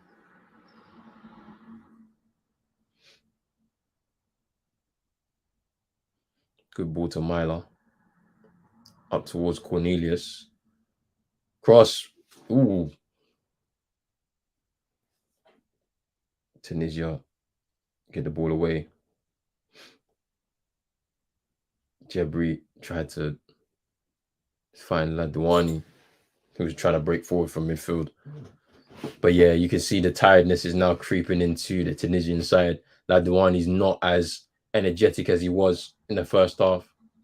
Some substitutions might need to be made, a few more actually. They've only made 1 so far. Ben Slimani, which I'm surprised at, coming off for Naim Slitty. Here's Jensen breaking forward from centre-back. Here's Myler, though, he gets the break in the ball. Jensen in the box. He tries to take a shot and gets it all wrong. Rolls out for a goal kick.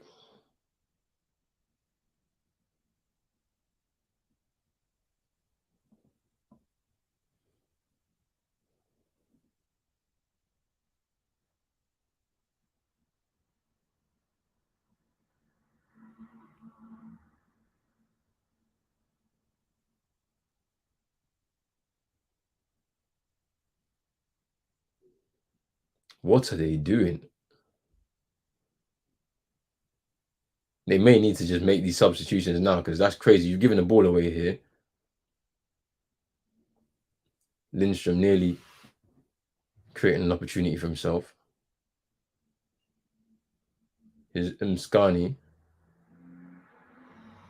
Jebri chasing, but Yeah, he ain't got the power in his legs now to do that. It's 76 minutes in. The pressing has definitely died down now. They're tired. They're now walking.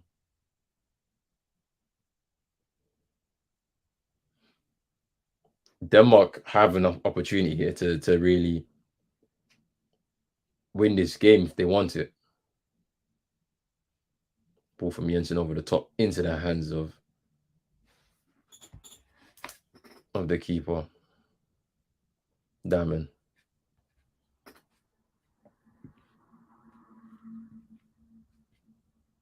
They're very tired now.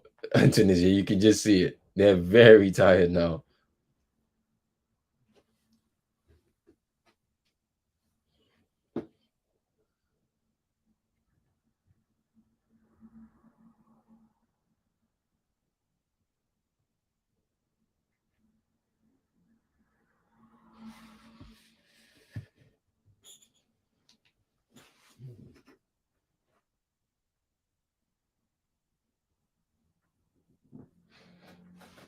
Jensen booked for the foul on Slitty.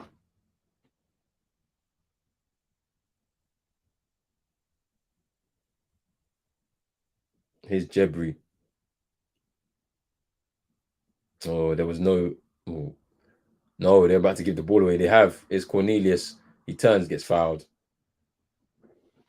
Trying to hold the ball up.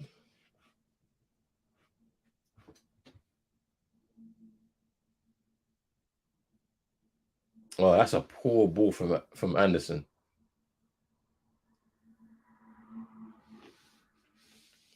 Hannibal Mejri about to come on.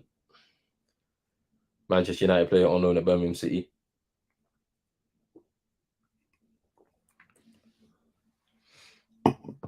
About to make his World Cup debut.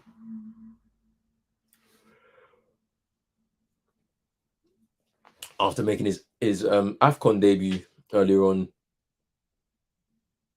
this year.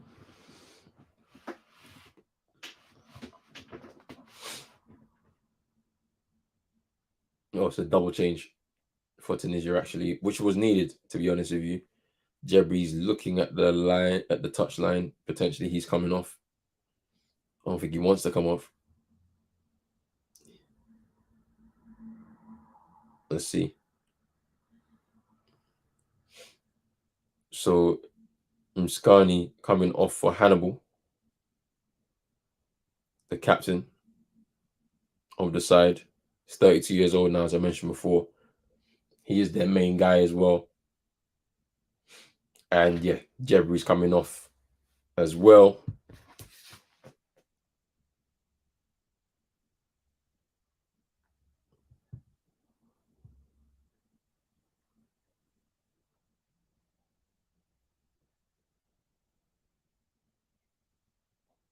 Kanisi is on as well in place of Jebri.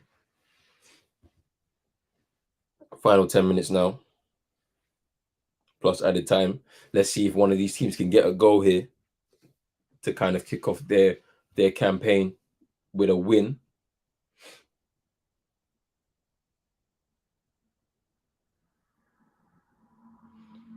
Hannibal will be full of energy in these final 10 minutes to try and help that midfield press a little bit more.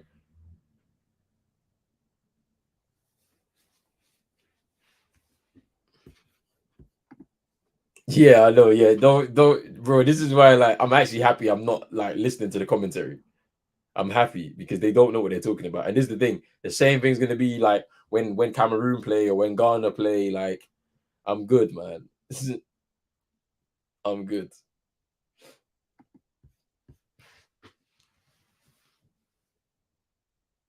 Same with Morocco too. Like, they won't know anybody apart from Hakimi. Like,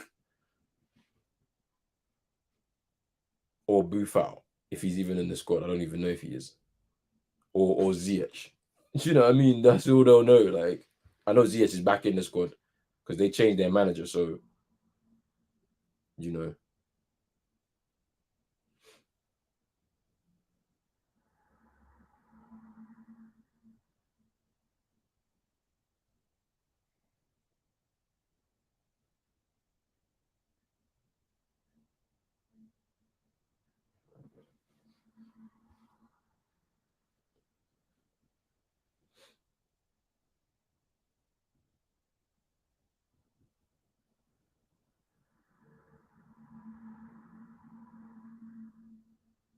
It's Cornelius.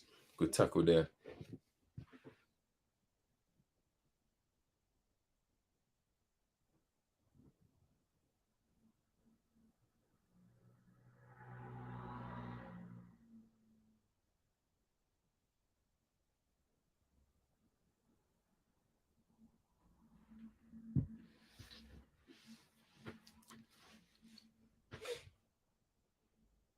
Cornelius cushions it down with his chest towards Damsgaard. He thinks it's a foul, but no.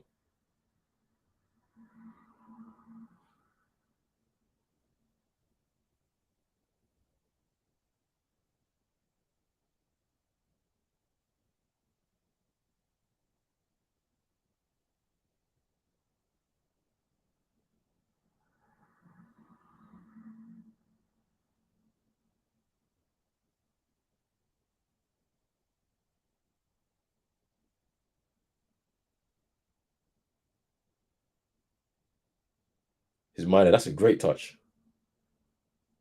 Ooh. Oh, it went out of play. Milo was thinking it was a foul, but the ball, either it's offside or is the ball's gonna out of play. It's a great touch by Milo to just get it in front of his feet. Did the ball go out? I don't think it did. He'll think he's fouled.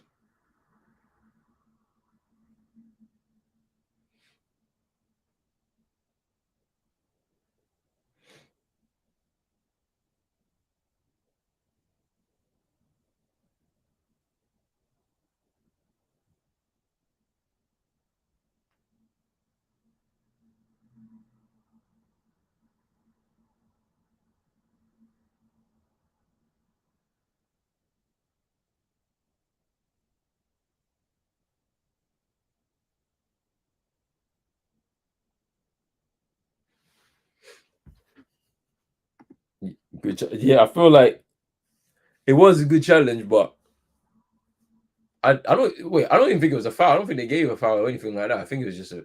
I think it went out of play. That's why he took the goal kick. But yeah,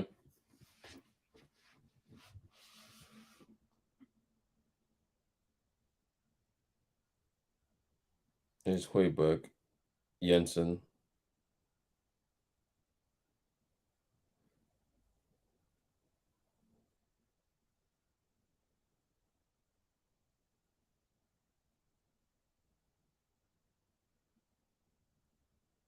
Denmark will feel if they don't win this game after their second half performance, which has been a lot better than the first half. They'll feel like they've missed an opportunity here. I can't lie to you. Because they should have scored. Cornelius should have scored that header. It was literally two yards out.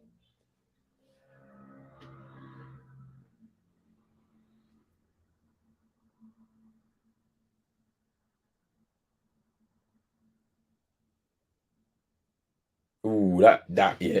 It's a yellow card. I don't know why he's shocked. Like, that's a bad challenge, man. That's a bad challenge by Kenisi. Like, I don't understand. I don't understand why he's acting as if he's not done anything. That's late and everything. Just reckless for no reason as well, man.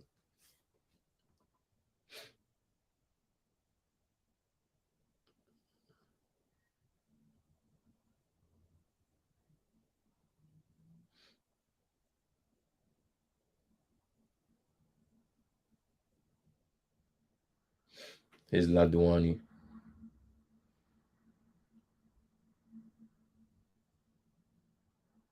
Good tackle there.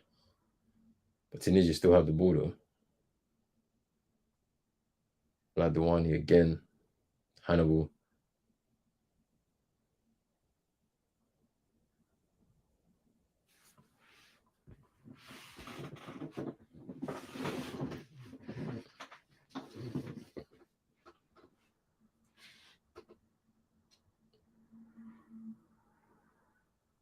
Slitty, the ball into the box. Damsgaard intercepts that ball. Here's Cornelius. Just trying to hold the ball up. Gets fouled.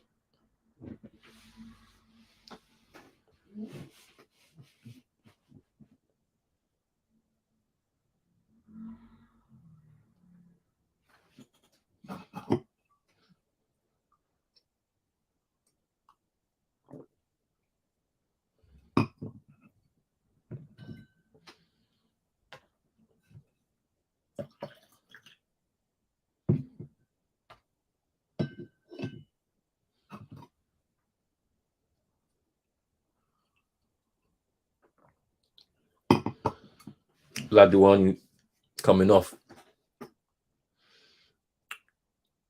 And Dragger, Sassy, and Ketrida are coming on. This game has had chances, but the question is 0-0. Good enough for both teams. I think Tunisia will be happy with that outcome, but not Denmark. This is what I'm saying. I feel like Tunisia have their energy levels have dropped off dramatically in the second half. So they'll take a point because they haven't really created much. Whereas with Denmark, they've created more in the second half. Should have scored with Cornelius with that header from 2 yards out. And then the save as well from, I believe it was Eriksen's shot. So, you know, they've been better in the second half and would have felt that they should have gotten more out of the game, to be fair. But it's going to end up it looks like it's going to end up 0-0. Let's see what added time we get, because there was even 5 minutes at the end of the first half. So what are they going to give in this second half, to be honest with you? Drizzy saying that this World Cup is full of surprises. Interesting.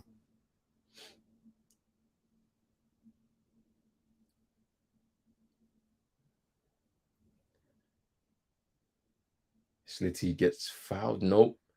Just falls over.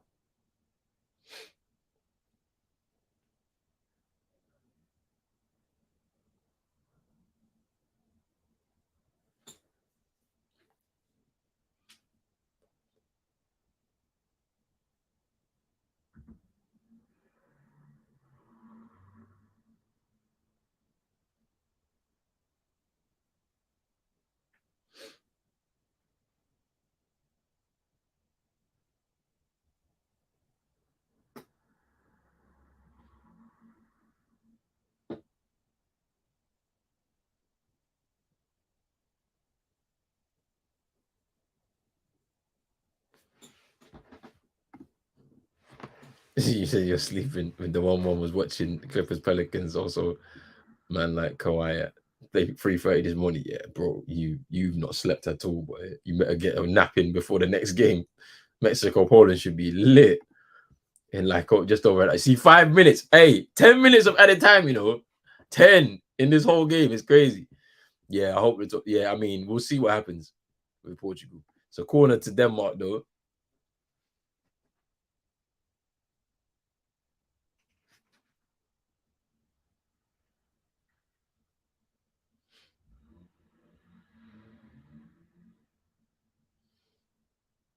Corner comes in. Cleared.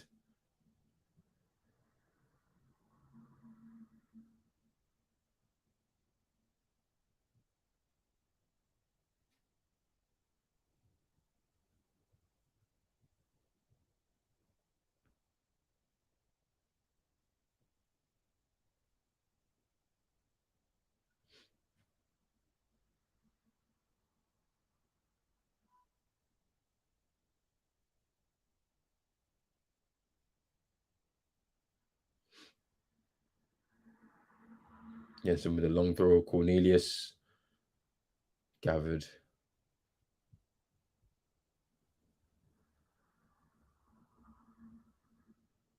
by Darman. Throws out the ball.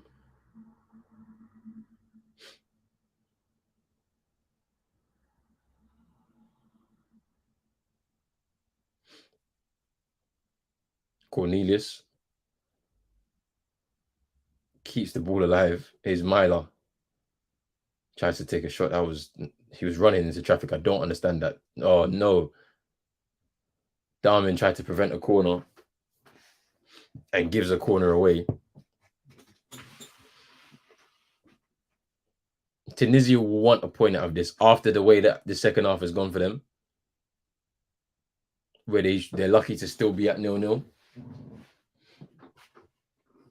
Because you can see with the Tunisia fans, they are very much hands in heads, just like they want the game to end. Whereas Denmark fans are expecting something. Højbjerg was signaling for a handball there. The Denmark fans are expecting to win this game and try and win this game in these final 3 minutes or so. Cross comes into the box. Ooh! That was more of a cross come shot, to be fair, and it's a corner to Denmark. Darwin with another save, man. Let's have a look at this. That's Lindstrom. It was like a cross, but he just swerved, man. He was trying to cross it into the box. It swerved. Oof. Darwin, good reflexes to keep that out, man. But it is a corner with Eriksson to take.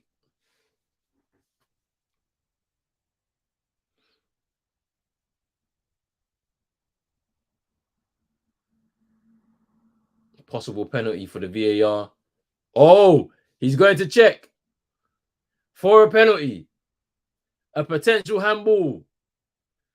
What's going to happen? It's going to the screen.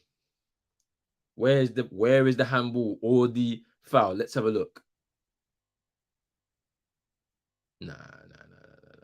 Oh, it's there. It's not the push. It's the contact on the hand. I don't think so. If the ref gives it, it's corruption. No penalty. Thank you. No pen. Thank you. No penalty. Thank you. It's not a penalty.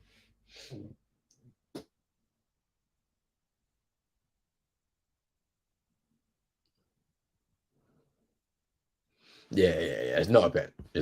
You can't give that. No pen. You just can't give it, man.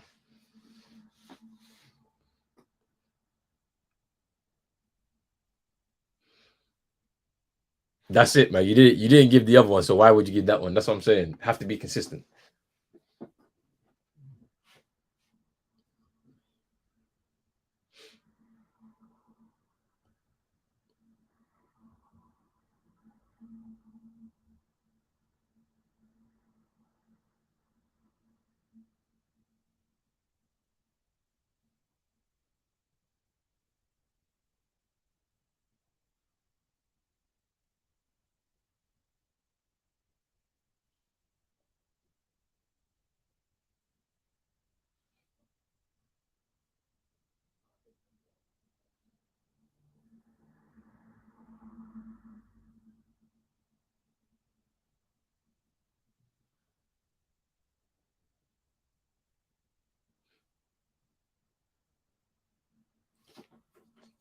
Tunisia with one final counter attack, but now the ball goes out of play.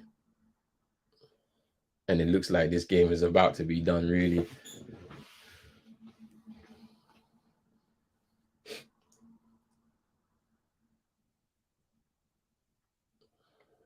Here's Damsgaard. Myla. Can he get the ball into the box? That's good trickery from Myla. Corner. Final kick of the game. It looks like here.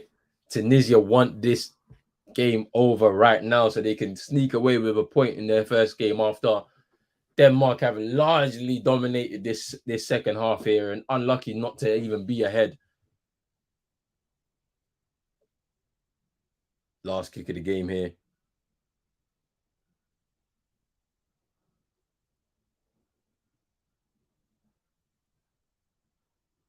Cornelius wins the header into the hands of Darman. He goes to the ground. And that looks like it's that, to be fair. Let's have a look. It's going to get everyone upfield. He's not going to throw the ball. He should just kick it long, to be fair. That's what he needs to do. Kick it long and end the game. No. What's happened? Foul?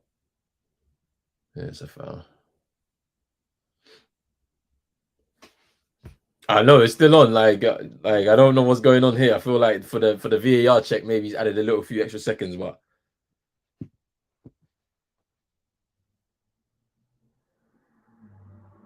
Cornelius heads it down, and it's another foul. Damsgaard with a bit of a high boot. There on Shekri.